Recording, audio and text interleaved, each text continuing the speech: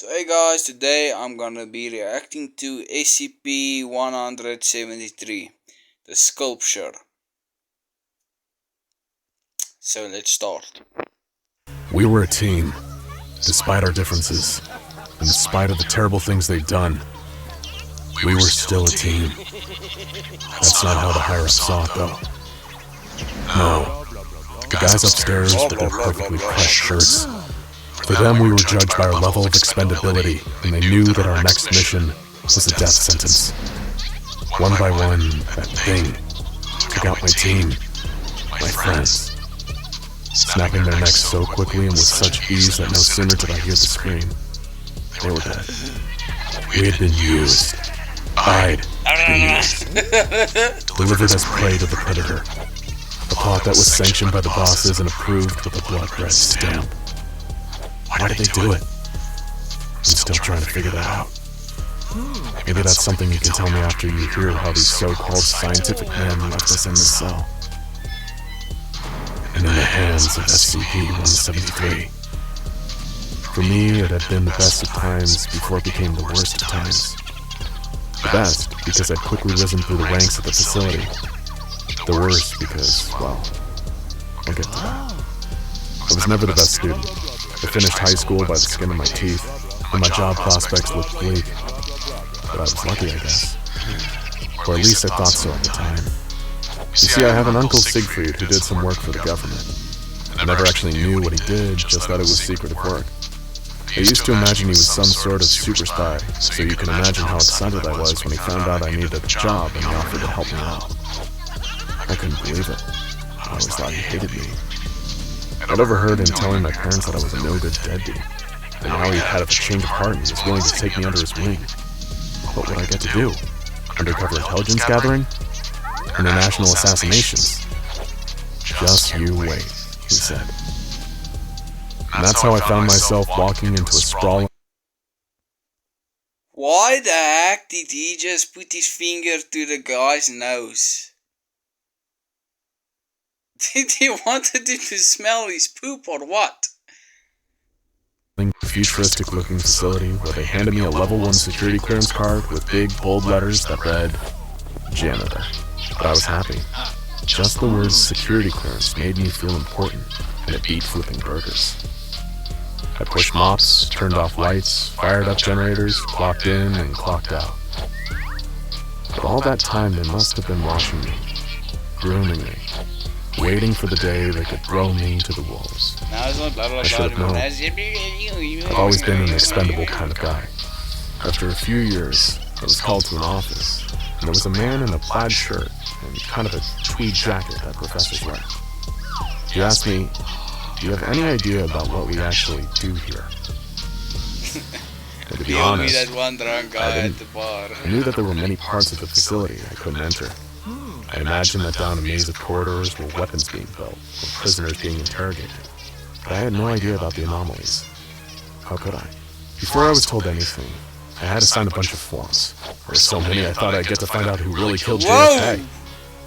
And while they didn't come out and say it, what I inferred was that if I ever talk about what happens at the facility to someone outside the facility, well, let's just say it's not the kind of thing they'd spell out on a piece of paper, but it involves padded cells and rusty tools. I wasn't scared, though. I was part of something big, something secret, and I loved it. So I signed my life away with no hesitation. Soon after, I was introduced to my first anomaly, the safe class, of course. They took me to an observation room, and from that room I could see into another room, with a sign on the wall that read SCP-067. I just stood there, waiting for something to happen, when in walked another guy in a white lab coat. "Welcome to your first anomaly," he said. "Is it okay if I hook you up to this heart monitor? We want to gauge your reaction to what you see." "All I can see," I told him, "is an empty room with a table and what looks like a pen on top of some papers." "Correct," he said, half smiling, as if I was some kind of idiot. "That's SCP-067. I thought about telling him that if I needed years of training before I could see a pen, that I probably should have taken that fast food job. Could have been a shift manager by now. Then they brought a young chimpanzee into the room, small enough to be harmless. One of the guys forced a pen into the scared chimp's hand and something strange happened. It started scribbling. nonsense at first, but suddenly it was sketching and drawing faster and faster. I could catch glimpses of words and images. By the time it dragged it out, it was flailing around like it was possessed. "That pen has power," said the man in the lab coat. "A power whose source or origin we don't fully understand. That's why we're here. That's why you are here." One of the guys in the other room held the chimp's drawing up to the window. It was a perfect sketch of the Tower of London. Whoa, that intricate guy and is glowing. red as hell. Above the sketch was the title, Tower of London, Tudor Period, circa 1541. The year Margaret Pole, the Countess of Salisbury, lost her head on the chopping block. Underneath that, the chimp had written, "Pity. She was no traitor. Take it from me, I was there." They didn't need to look at the heart rate monitor to see that I was shocked. That was far from the only anomaly I'd come into contact with, and I must have been doing something right, because in time I went from level 1 to 2 to level 3 security clearance, and that's when they made me a containment specialist. I won't bore you with all the details, but as you can guess, I dealt with the containment of anomalies. A lot of my time was spent looking through small windows and cell doors, making sure that whatever was So he inside was started still from a inside, janitor, still in now one piece. he's like a specialist. Other times I worked with field agents when anomalies were What's brought next? in. Being the A boss. transition period that the arrested freaks didn't much like. There was one certain anomaly, though, that I was tasked to oversee on many occasions. I like to think of it as my pet, but in hindsight, I was its pet. This was SCP-173, something that was in what we call the Euclid class. A classification meaning that we don't fully understand it, but know it is very dangerous. We know it's intelligent, we know it's unpredictable, and we know it will kill. And for that reason, there's people tasked with containing it and keeping an eye on it at all times. At first glance, you wouldn't guess just how dangerous 173 is. You wouldn't think it's incredibly intelligent. In fact, you'd think the opposite. That's because it's more or less a walking slab of concrete and rebar with stunted limbs and traces of spray paint that give the impression of a dopey face. You have to enter its cell twice a week for cleaning duty. So I know that the sculpture is not like Shy Guy that doesn't want to be seen. The sculpture wants to be seen. And if you look away from it, it will kill you. It leaves a disgusting, foul-smelling liquid on the floor, a reddish-brown substance that I can only describe as a mix of blood and waste products. Where that stuff comes from has remained a mystery since we first contained it in 1993. Going into the cell was always a three-man job, because, and this is maybe the weirdest part about 173, it can't move if human eyes are watching it. That's why you need at least 2 people watching it at all times. If you were in the room watching 173 by yourself and blinked, you'd be dead before your eyes opened. We don't know how it moves that fast, but in that fraction of a second, your neck is snapped so hard it's almost like being decapitated. I've seen the videos to prove it. All it took was a sneeze. He wasn't even finished getting the rest of the achoo out when there was a flash, and his partner was left lying on the ground. His head twisted around the wrong direction. So, you can understand why we now require 3 men for any time we must enter 173's cell. Then, a few months ago, I was told that a long process would begin to train and re-educate some future Class Ds. Class Ds are mostly prisoners with lifelong sentences, or those we've taken from death row and given a new lease on life. We were apparently understaffed, so why not employ these men whose lives had pretty much ended anyway? That was the rationale, or at least that's what they told me. I was told to train them on their new job, mopping up 173's mess, so that me and the rest of the containment specialists could focus on more important tasks. They hadn't been through the training I had, Who seen what doesn't I know how had to seen, mop? but after showing them the video of 173 nearly taking off a man's head, they were more than willing to follow the rules. They understood not to blink, or turn away or sneeze, and that any lapse in focus could lead to a violent death. So I started to show them the rope.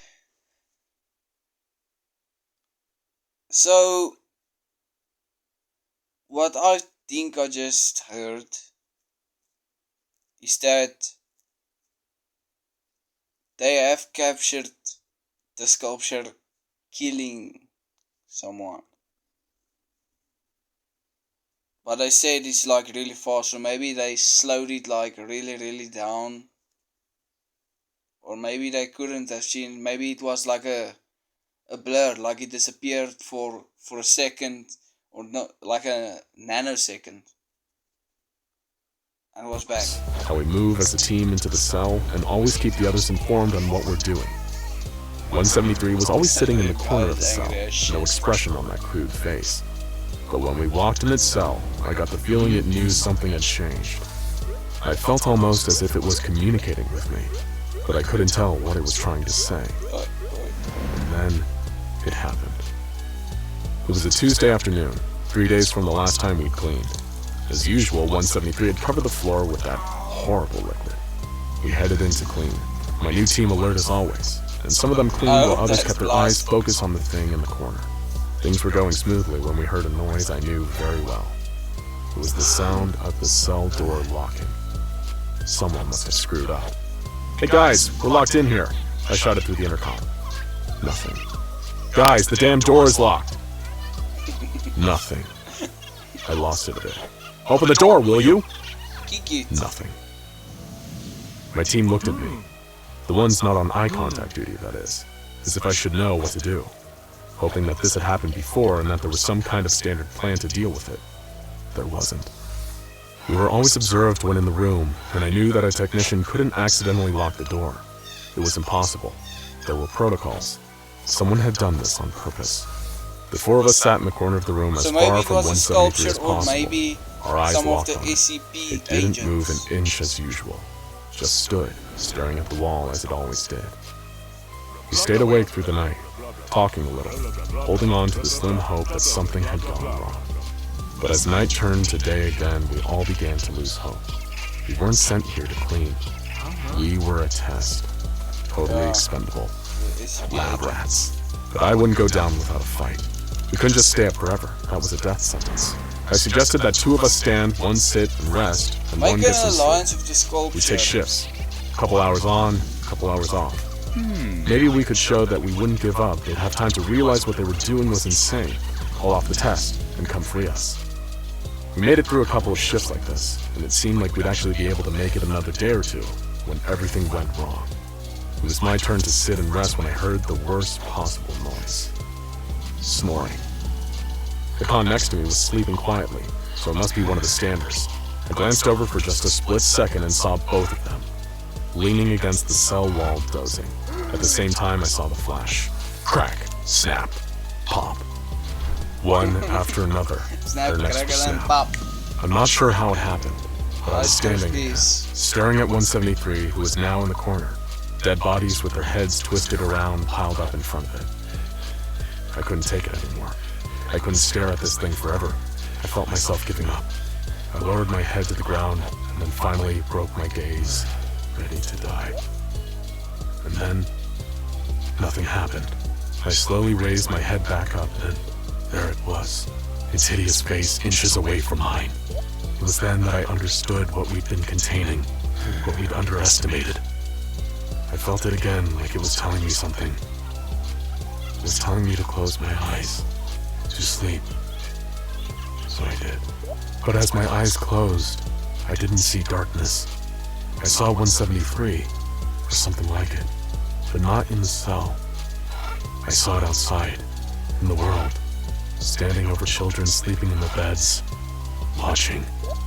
I saw them hiding in the shadows, staring out at passers-by. Then I realized they weren't watching, waiting to pounce. No, they were hiding. My eyes popped open as the door opened and in rushed 6 security personnel.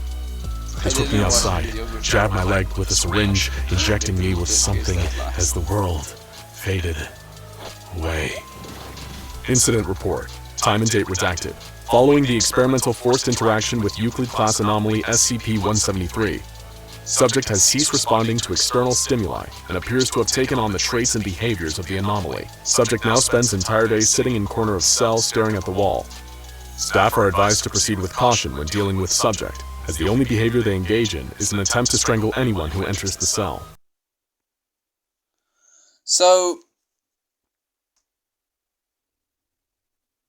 what I get from this is that the sculpture, I don't know if it's only one, or maybe it's like 1,000 or something outside, maybe hundreds.